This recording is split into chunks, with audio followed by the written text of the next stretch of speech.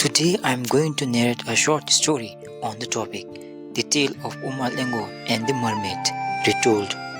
The Lengo, dumb or mute, walked slowly beside his love into the river, and as they passed, the river splashed away, revealing a beautiful palace.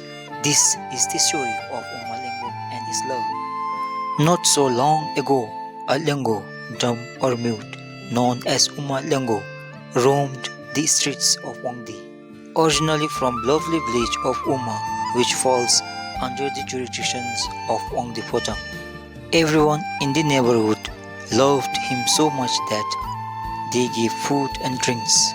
He initially lived in a house made of branches, twigs, discarded cardboard, and rags near the old taxi parking in Gangte Tangka. He slept drunk one night, and around midnight his thirst for water became unavoidable.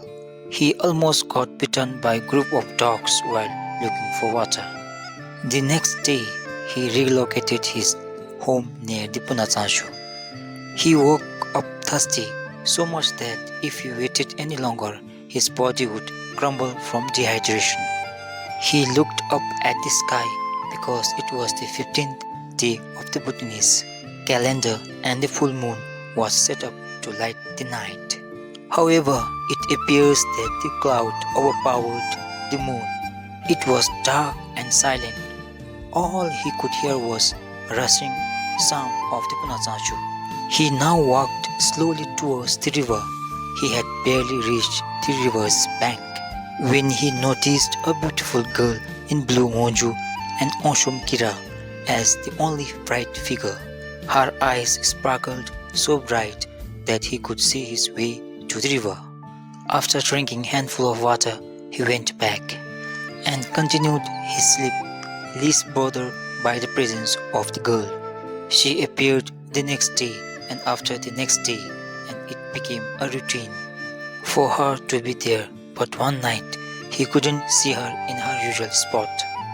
Even though they had never known each other, he had grown accustomed to see her, and the absence of her made him uncomfortable.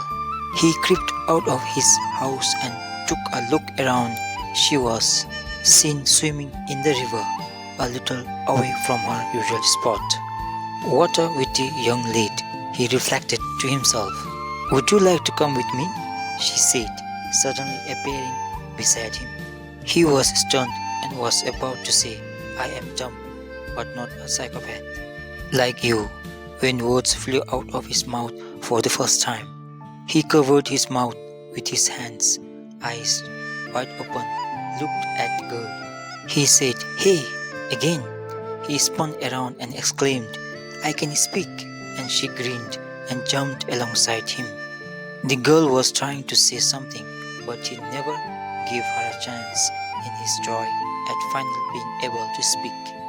They walked by the river bank holding hands, and as dawn approached, she said, Now I need to go home.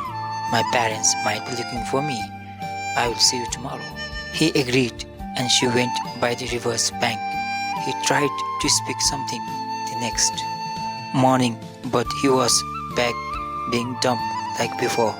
He thought, what a pleasant dream. However, when night fell, he was able to speak once more. He was now suspicious for the girl. She came walking by with some food in her hand as usual and sat by his side. With a lovely smile on his face, he asked her, What is your name? What brings you here? Why can I speak at night but not during the day? She stood up and turned to walk away when he added, Please tell me, don't keep in suspense. I am a mermaid and I live in that river, she said, pointing to the river. I am the king of that cliff, he laughed, pointing to the cliff behind his house. She immediately ran towards the river. He couldn't stop himself from following her to the river. He yelled, I am sorry, please stop. But she jumped into the river. He knelt by the river's edge, waiting for her to appear. And there she stood in the rushing river, her eyes, nose, and mouth beautifully structured on a fair toned face. He looked down and saw that she had a fish abdomen. It was strange, but he was never scared. I believe you now, you are correct. Please return now, he begged. Are you scared of me? She inquired. Why too?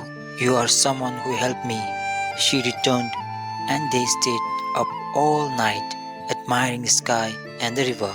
Similarly, they had spent time together, but none of them had ever expressed their love for each other, despite the fact that it filled their hearts to overflowing.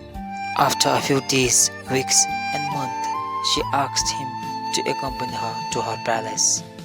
They held hands as the water splashed away to allow them to pass. When they arrived at the palace, it was stunningly beautiful and gleaming. The palace greeted them with a lovely flower right in front of the entrance.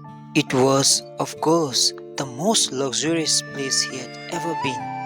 He eventually stopped begging because the mermaid fed him fish and other edible. He went to get water one day while his fish curry was cooking. The strong wind blew the fire off and his hut was destroyed.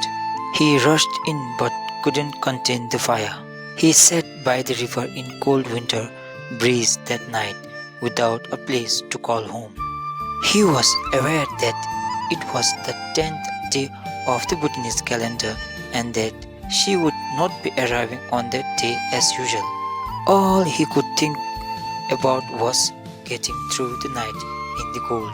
Unfortunately, unable to withstand chilly winter sea breeze, he died midway through the night. The mermaid returned to meet her lover the next night, but there was no trace of him other than a pile of ashes. She looked around for him, thinking he was playing some game, and found him lying by the side of the river. She approached him and found him cold. She held his head and tried to wake him up, but he never did. Although his heart stopped breathing, the flower he held in his hand was still held close to it. Seeing him, Pio's tears streamed down her cheeks as she screamed in agony of losing him. People nearby were bothered by her scream because it was so loud. The next day, the neighbors went to the scene, took his body, and cremated it. Every night, in the hope of meeting him, she came out of the water and roamed around that place, and even to this day.